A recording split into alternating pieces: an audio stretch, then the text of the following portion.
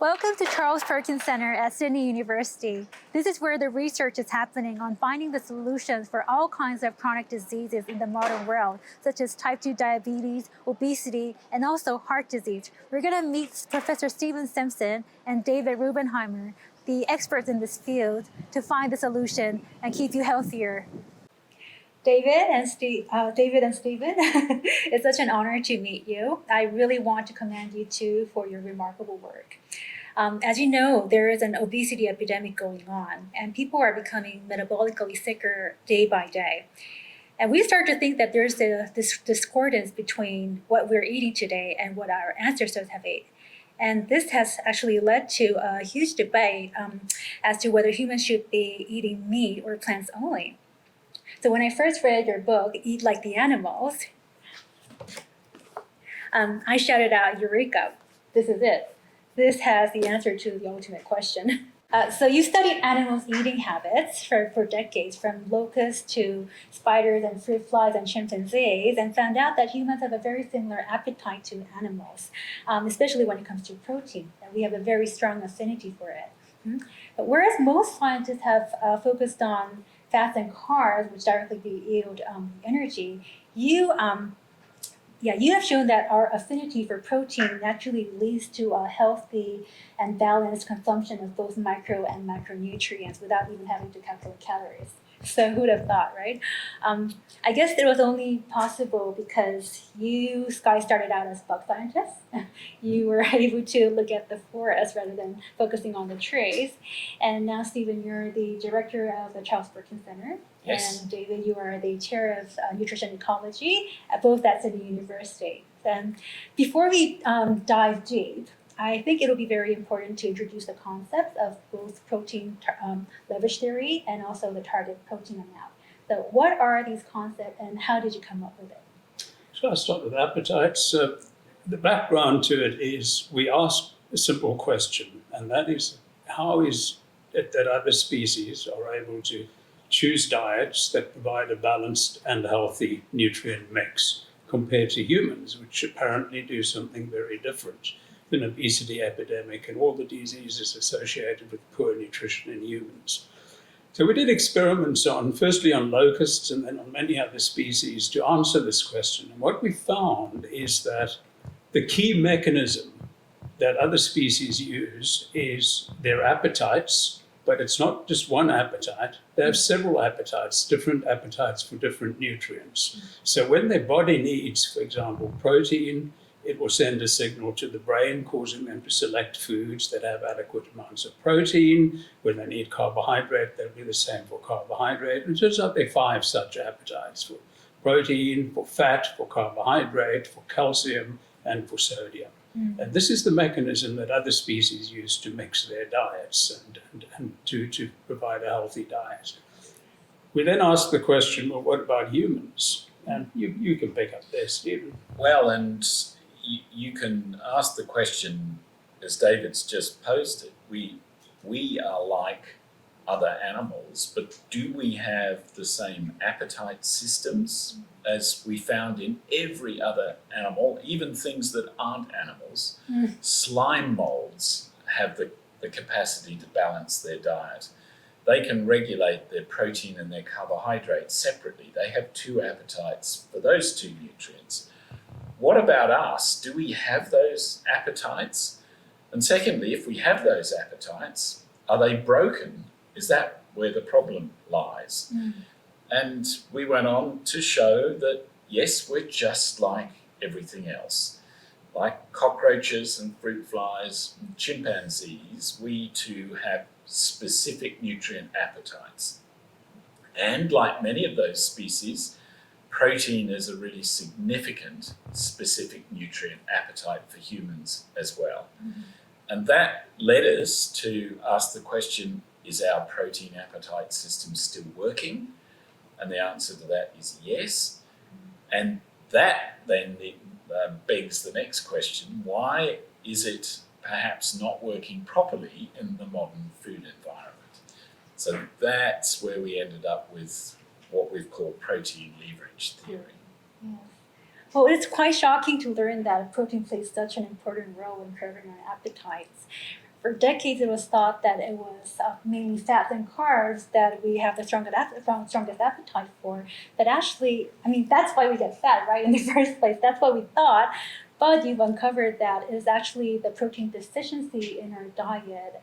In other words, that we're not meeting the target protein amount in our diets, mainly due to the advent of ultra-processed foods.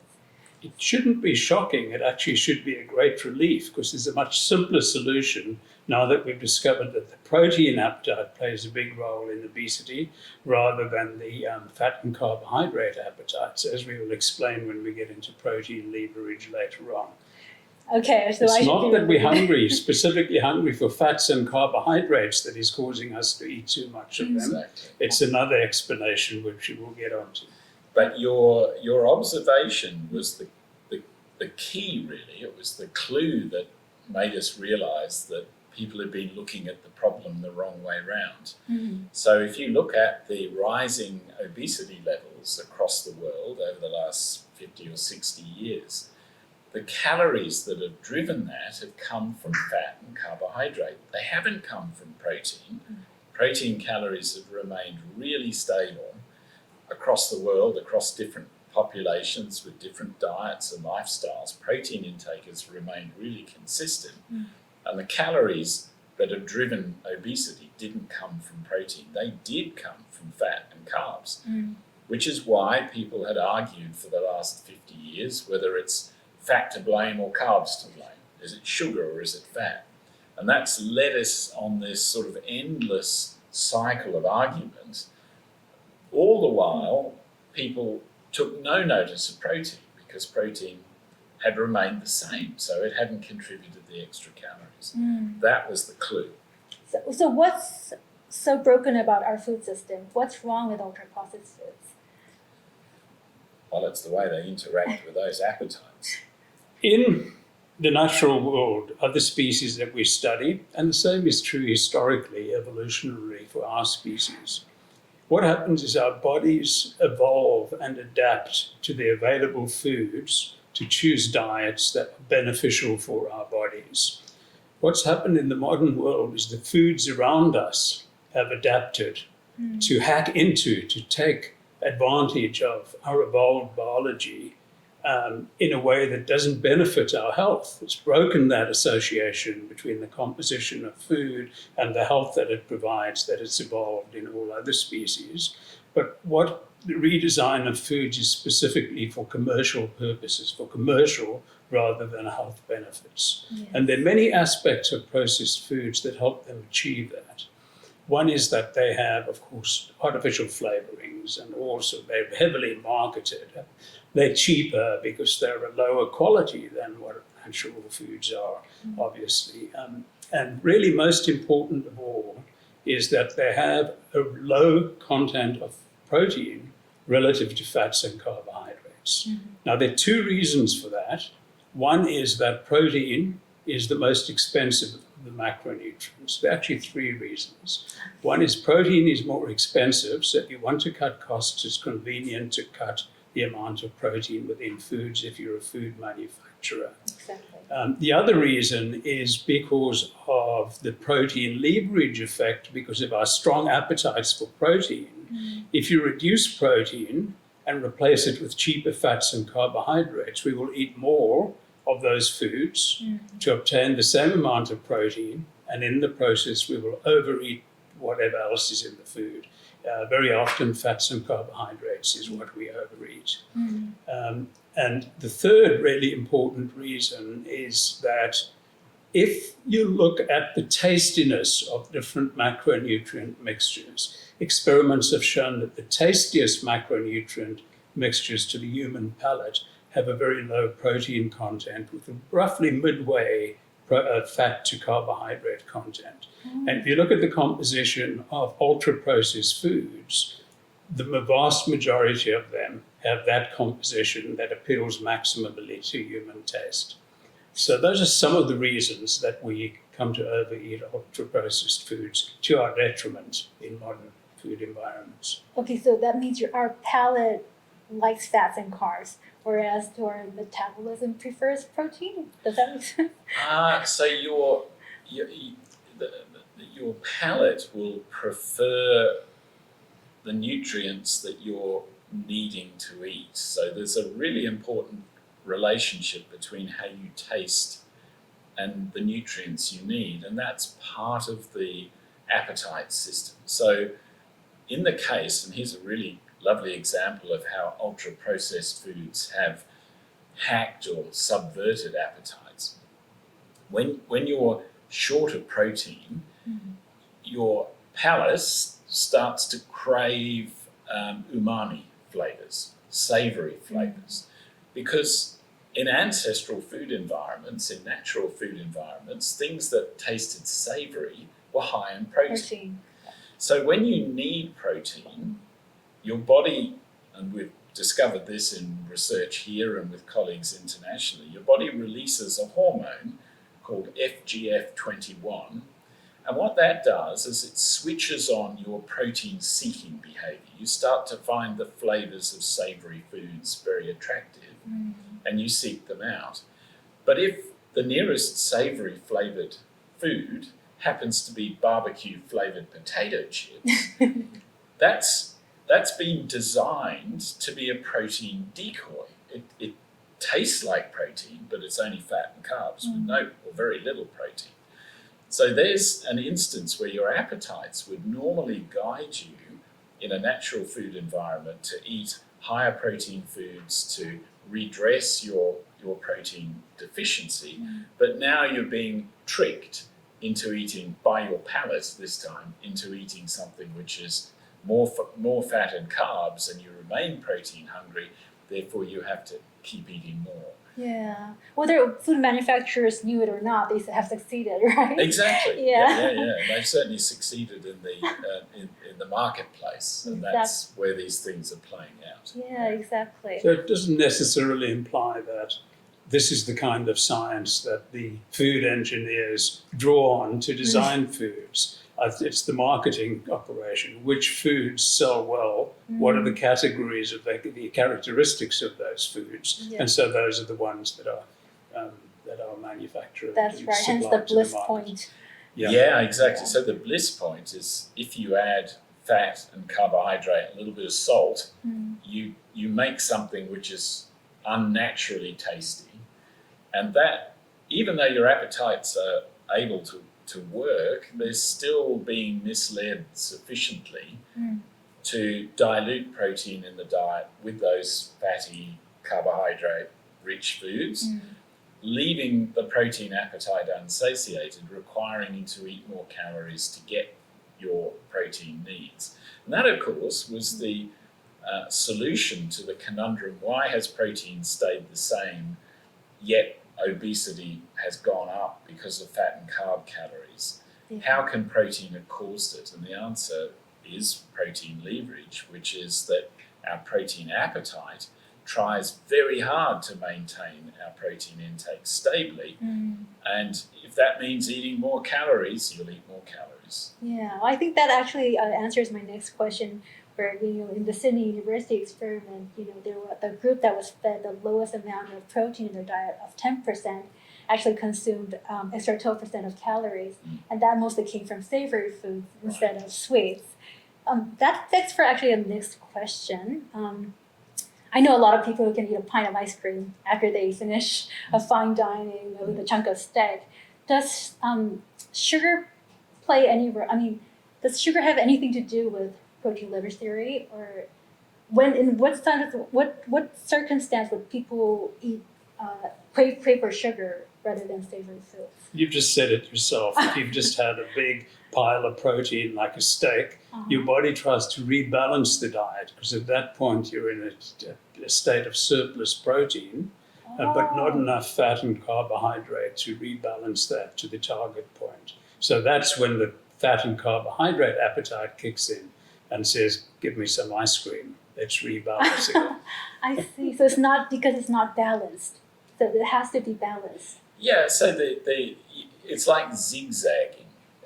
If you eat a very protein-rich main course, a big steak, your protein appetite will be satiated, but your fat and carbohydrate appetites won't be necessarily. So then these other flavors become very, which is why desserts come at the end of a meal. That's why. It's tapping into our appetites, trying to zigzag and balance what we eat. The trouble comes when you have a bowl of ice cream, which is incredibly high in calories, incredibly tasty. It's like a supernormal stimulus.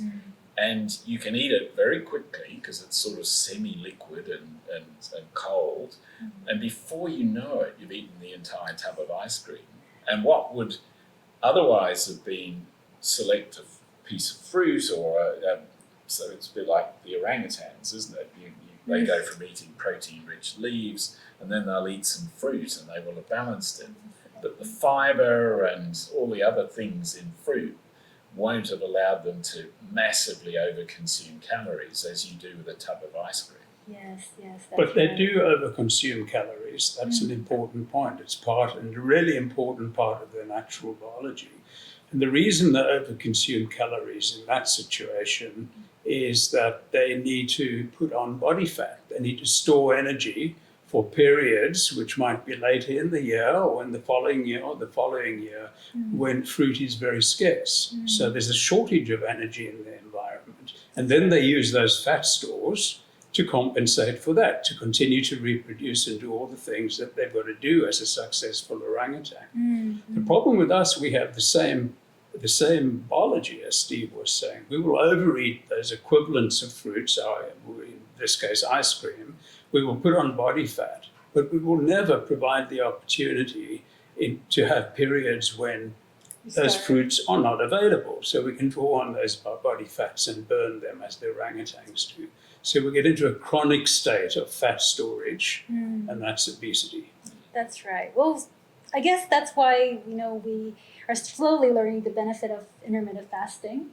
Yeah, people, including myself, I try to fast 12 to 16 hours a day, and that has really helped me with my metabolism and melting the fats.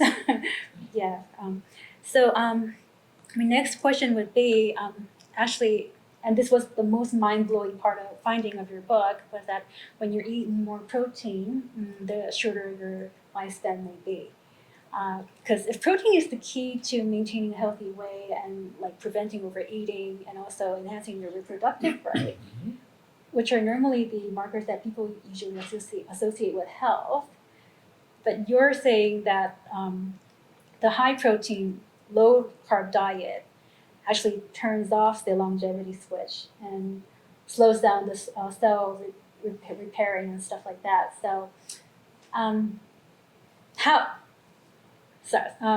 sorry, what was that? My question would be, and in your experiment, the telomeres of the mice that were fed the low protein and high carb diet was actually the longest.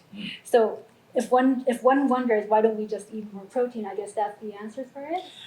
Yeah, so that was for us a really important set of discoveries, and it helped explain why we both regulate upwards and downwards for protein. So we regulate our intake of protein very precisely.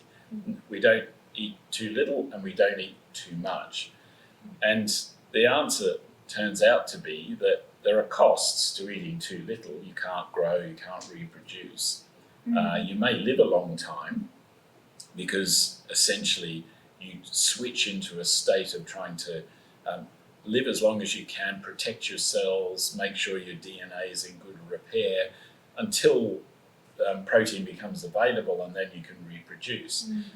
But if you eat too much protein, there are costs as well, and hence there's a reason for not over-consuming protein. And we asked the question, well, what are those costs?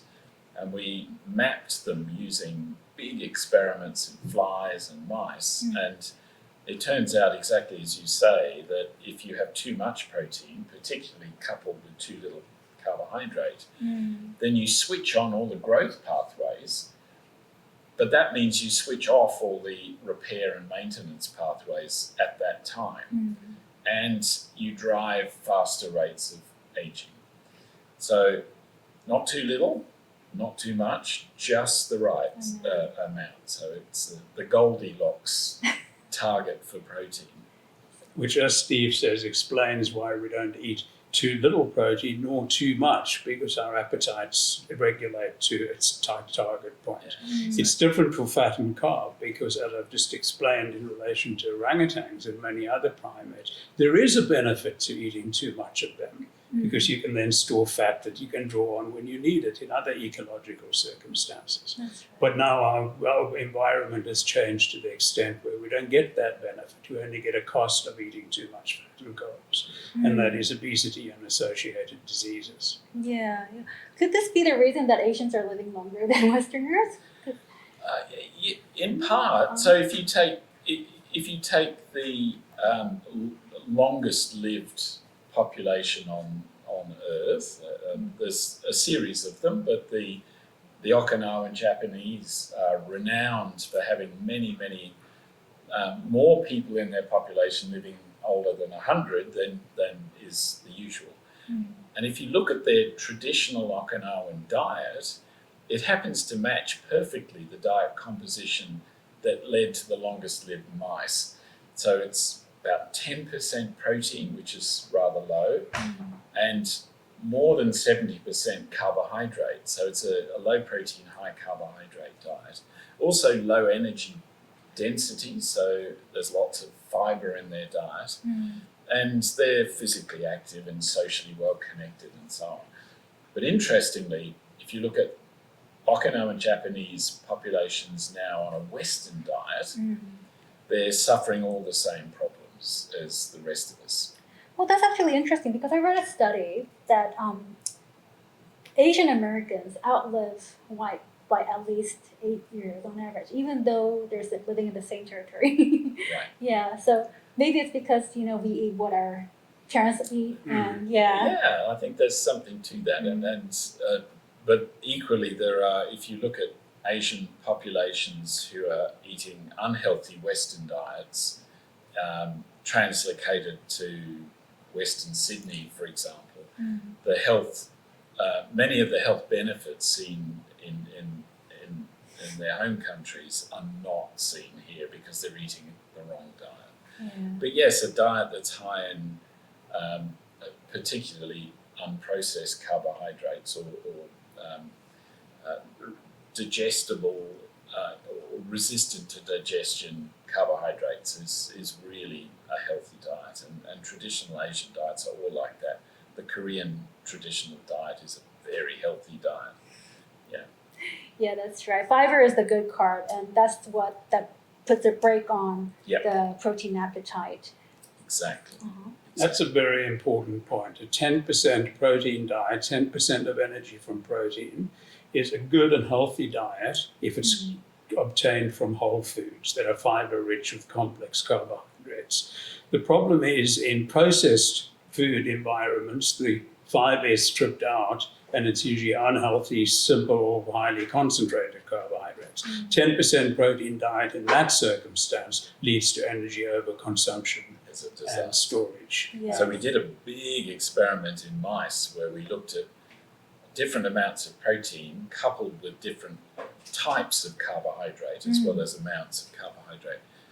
And 10%, which in a mouse, like in a human, is low protein, was the most healthy diet or the most unhealthy diet, depending on the type of carbs.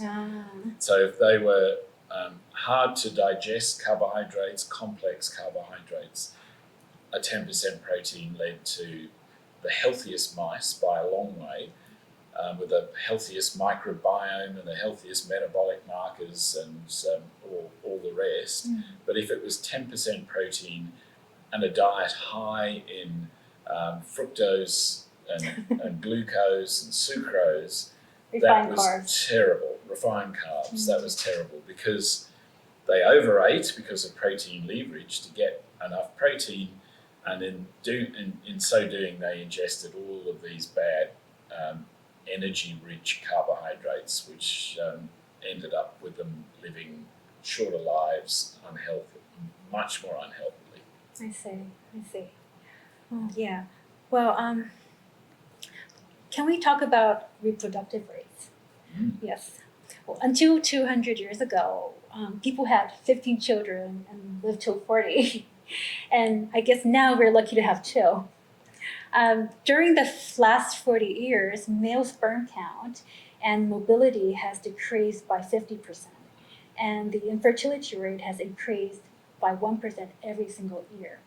And did you know that it was estimated that by 2045, male sperm count will be 0, nada. Now, that's pretty scary. But although there's many other factors that play a role in fertility rate, I guess, for instance, insulin resistance and environmental toxins. But keeping everything equal, does this mean that if we aim for a higher protein in our diet, we can have a better fertility rate? Wow, that's a tricky one to answer. There are really strong influences of the diet of parents on the health trajectory of their children, mediated through what the mother and father eat, both during pregnancy, but what the father eats preconception. So we're starting to show that if the father is suffering obesity, then there's a greater risk that his children will have diabetes and themselves be prone to obesity. Now that's indicating that the diet of fathers not only influences their fertility, which is well known, it may also impact the health of their offspring. So there's some powerful biology at work here. Because I thought the mother has more effect on children because the mitochondria is given by the mother, not the father. The mother also has a big influence because the mum provides the uterus within which the child develops. So and the egg, it contains a whole lot more physiology and, as you say, mitochondria that the sperm don't. So they both contribute, and I think a lot more is known and has been looked at historically in greater detail for the mother, and it's much more recently that these things are being looked at for the father. And as Steve said, the combination of the mother and father is another issue.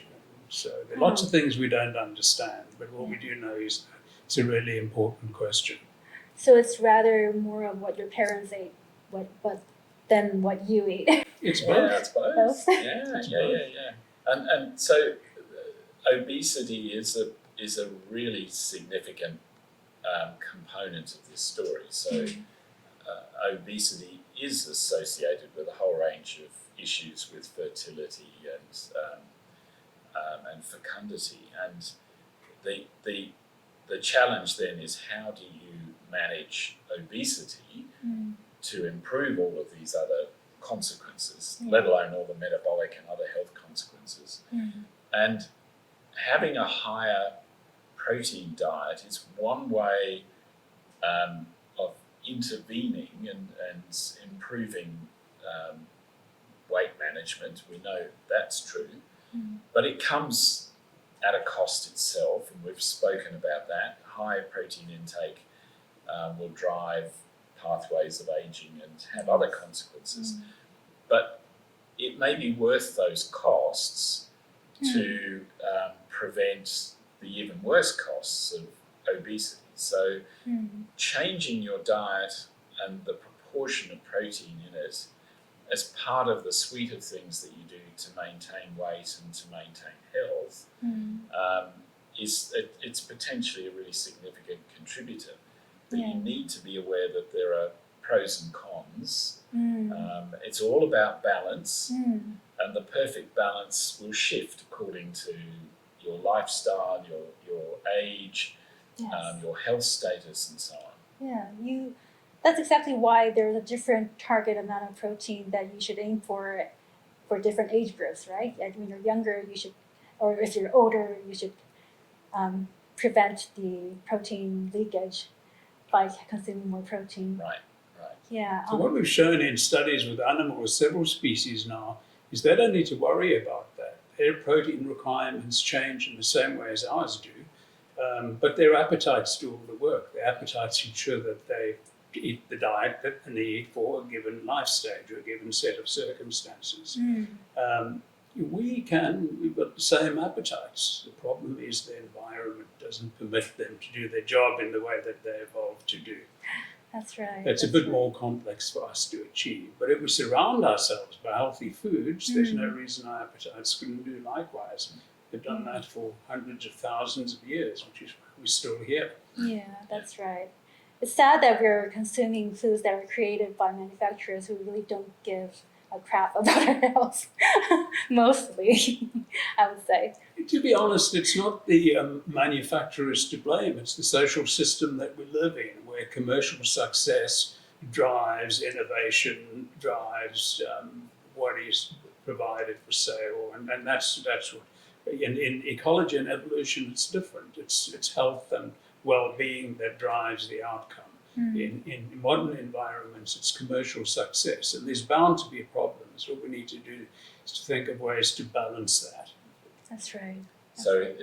Manufacturers only manufacture things that we buy, and so we're complicit. There's a demand for we're it. part of the system. Yeah. That's right. Yeah, I can't argue that. Can we talk about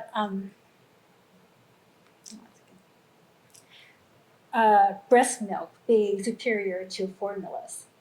Yes, because I just gave birth to my second daughter, and I'm still breastfeeding, and I'm so glad when you said that a formula-fed baby may have a higher target protein rate, and then it may lead to obesity later on because some formulas are higher in protein than breast milk. Several studies have shown that there is a correlation between being fed as an infant on formula and susceptibility to obesity later on in childhood and later in life. And this seems a paradox if you think about it in terms of protein leverage, because what's different about infant formulas versus breast milk is many of them are higher in protein than breast milk. So you would expect them not to be associated with energy overconsumption and obesity, and yet these higher protein foods are. That's We right. think that what's happening is that human infants are really designed by evolution to eat a very low protein diet. Breast milk is 7% energy from protein, roughly. That's a very low protein diet. That's right. If you then feed that physiology in a human infant, a high protein diet, they respond using regulatory homeostatic mechanisms to correct that imbalance, and they increase the excretion of protein. They get rid of it in the urine, the pathways that they have. The problem with that is that it sets up pathways and the productions of enzymes that maintain those excretory pathways, increased excretion, so that after being transitioned from that high protein diet, they retain protein not efficiently at all. They get rid of a lot of it in the urine. And that means they have to eat more protein to reach their protein target. And that means that to reach their protein target, on low protein foods, they will have to eat more fats and carbohydrates. So we think that conditioning at an early stage through excess protein is intensifying the protein leverage effect, causing them to overeat fats and carbs to a greater extent than otherwise they would. We have evidence of that in mouse studies, so putting mums on either a high or a low protein diet and then taking the pups after they've weaned, so you keep them with the mum until they've weaned, and then asking the babies, once they've weaned, what protein target would you prefer, by allowing them to select between foods. The mums that were fed on high protein give rise to pups that have a higher protein target. And we think for this very reason. So it's set the protein target higher because they've been in utero and then while feeding on mum's milk, conditioned on a higher protein diet. And their physiology has adapted to require a higher protein diet. And if you put those pups in a Western diet, then they overconsume and become obese. So having a higher protein target means that you're even more susceptible, as David said, to being in a Western food environment. So the moving target is a really crucial thing, and you see the target, as we said earlier, move throughout the life course. And as you get older, particularly at later age, you start to become less efficient at retaining protein, and so your protein requirements go up, and we think that may contribute to rising weight across particularly the decades as you become adults and then get older.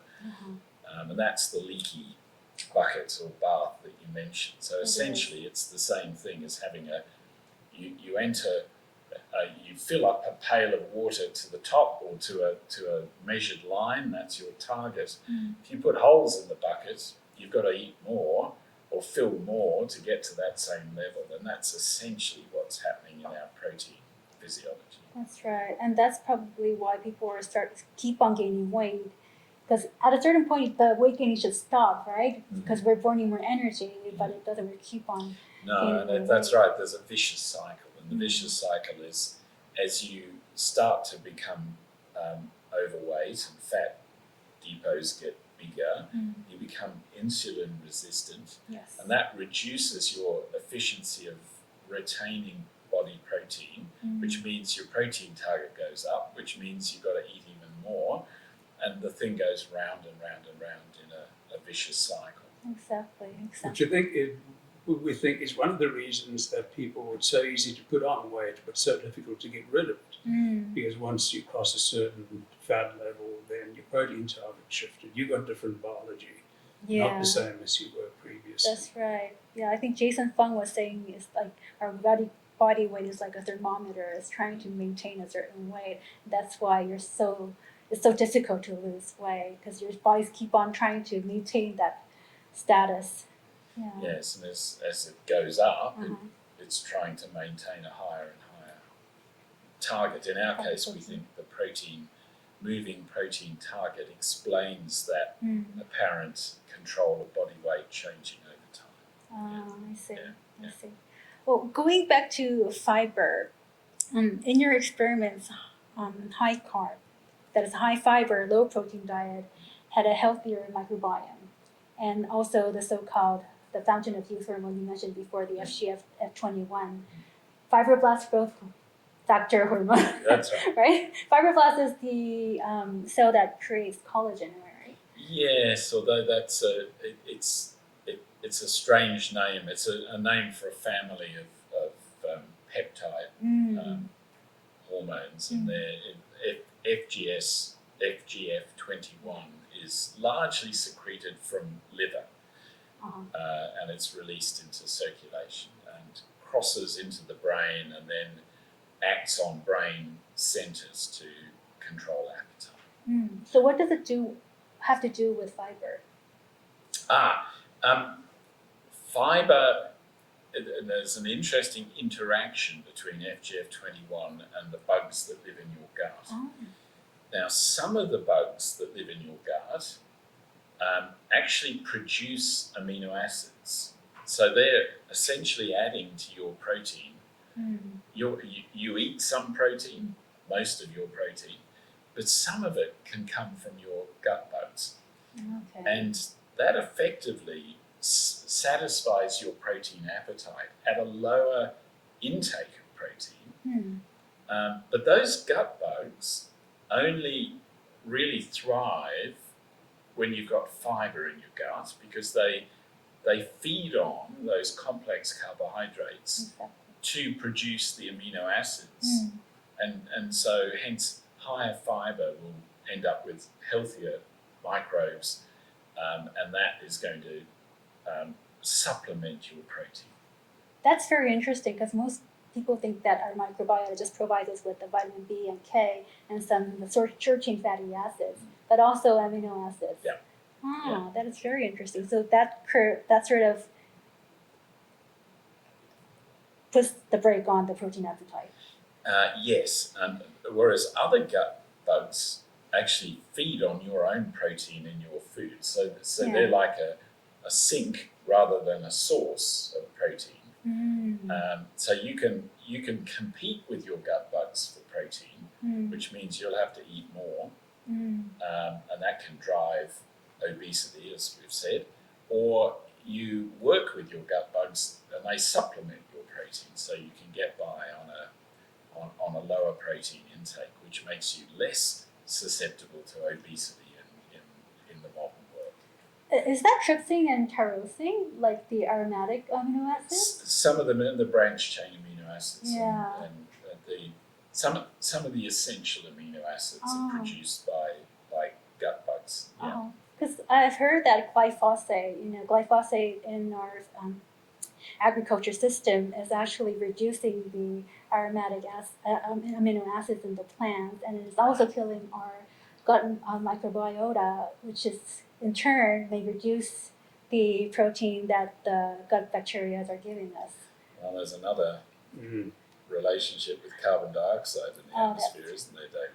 Yeah, I mean, one thing that a lot of research has shown now that with increasing carbon dioxide in the atmosphere that originates from industrial activity and all the things we do as humans nowadays, what that does is changes the composition of the crops, the plants that we eat. And the way that it changes that composition is that it reduces protein and it reduces fiber and it increases carbohydrate. So it has very much the same effect as processing foods industrially.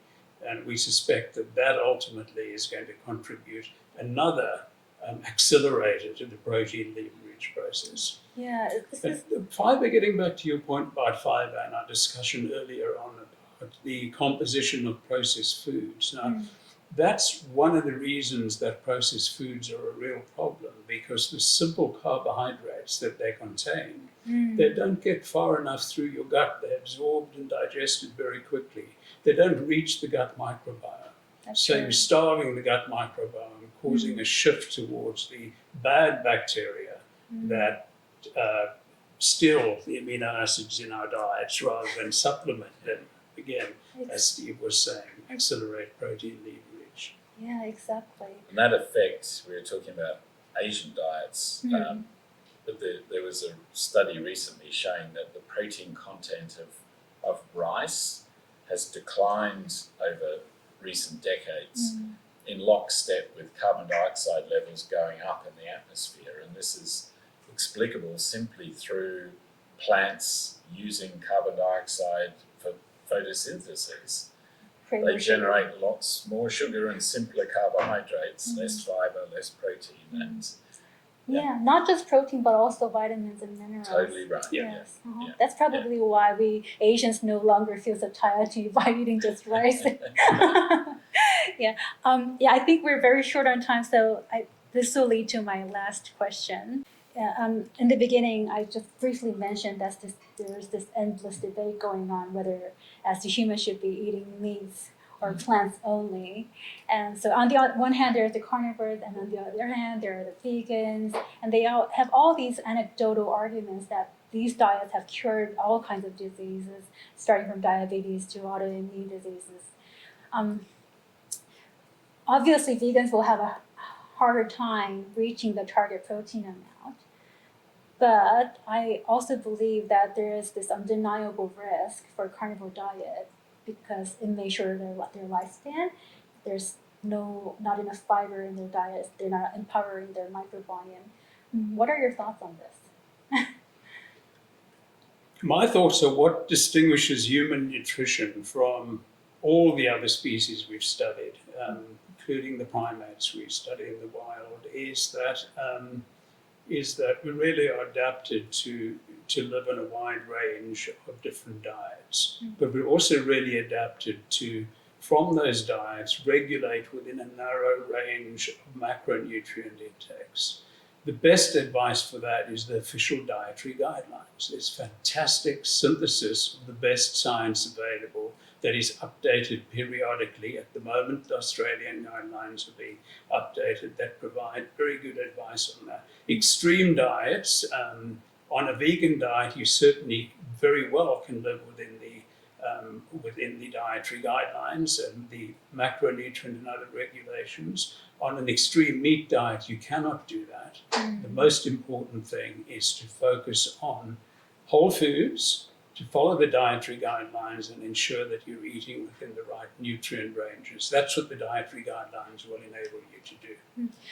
But as experts, In many ways to do that. There's no one diet, many diets that enable you to do it. well, carnivore diet is actually more welcomed in the Western society than the Eastern society, I would say. But and there are even some scientists that are arguing that our gut has not evolved to actually ferment those cellulose, and maybe it's too short to ferment it. What are your thoughts on that? Yeah, look, our physiology suggests that we're a classic omnivore.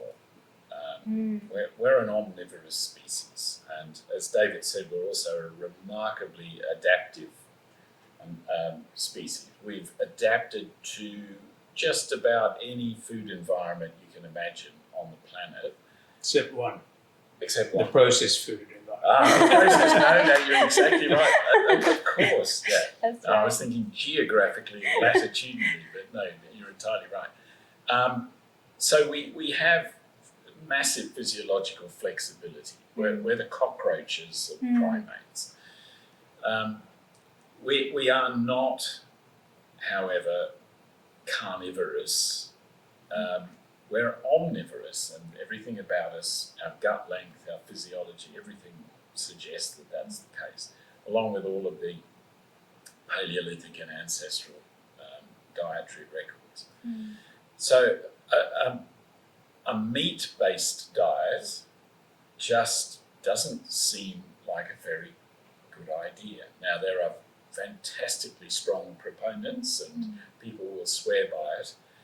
But I think a question, and we've come to realise this ourselves, that many of the fad diet communities, the low carb, or in the extreme, the carnivore communities, there are, and ketogenic is another one, there are certainly instances where those diets can be helpful. They can be helpful intervention diets For a short period. for a short period, and they work in large measure, we think, because of the high protein content. But are they long-term healthy dietary patterns? I think you just have to look across all of human, globally across human populations to see that they're not, because there is a narrow range within which macronutrients sit for humans across the planet. Protein never goes any lower than 10%, never goes any higher in a healthy population of humans than the late 20s, perhaps 30%. That's kind of a narrow band. It's very typically somewhere around 15%. That's true. Carbohydrates and fats, very much more variable, depending on circumstances. But that protein band is very narrow. And you can't achieve that on an extreme diet. You can do it on a plant-based diet, on an omnivorous diet, but you can't do it on a really extreme diet. Even your example of the longest living, the Timanes of Bolivia, they are the last foragers on the earth, but they consume a lot of fiber, and they eat maybe 12% of protein, and they have the lowest rate of coronary arteriosclerosis. Yep. So that proves your point. Healthy populations. They're not the last foraging population on Earth. There's several others. I visited one at the end of 2019 in the Congo Basin, a forest living population. And they too, the majority of their diet comes from tubers and plant-based foods that are collected from the forest. They supplement that with meat from fish, from hunted mammal meat, and birds, and also insects, but the majority is plant-based carbohydrate. Then why do vegans crave for meat? You know, like they have all sorts of vegan recipes that They mimics have a the- protein appetite. That's a protein. Like all of of us. That's making them crave umami and savoury flavours, and it's very hard to beat the bacon effect, isn't it, or the barbecue flavour effect. It is a danger in low protein food cultures, the Japanese culture, where a lot of savory additives are combined with, and a lot of salt, too much salt. Salt is a very bad thing to compensate for low levels of amino acid derived umami flavors. And MSGs. Yeah, Yes. exactly. She's another one, yeah. That's Yeah, right. exactly right. Yeah. So I guess to wrap it up, eat real food because our innate appetite will direct you to consuming an overall healthy, balanced diet. Absolutely. That's what they evolved to do, and no species on the planet has ever needed a fad diet, a diet book, or an app. We Yes. don't either. Well, thank you so much for your time. If we discuss everything on this video, then people wouldn't have to buy the book. So yeah, please get your copy of Eat Like the Animals. In Korean, it's called 식욕'이란. It gives you a lot of practical guidelines as to what kind of protein ratio you should consume in your diet and things like that. Thank you so much for your time and your expertise. Thank you, Judy.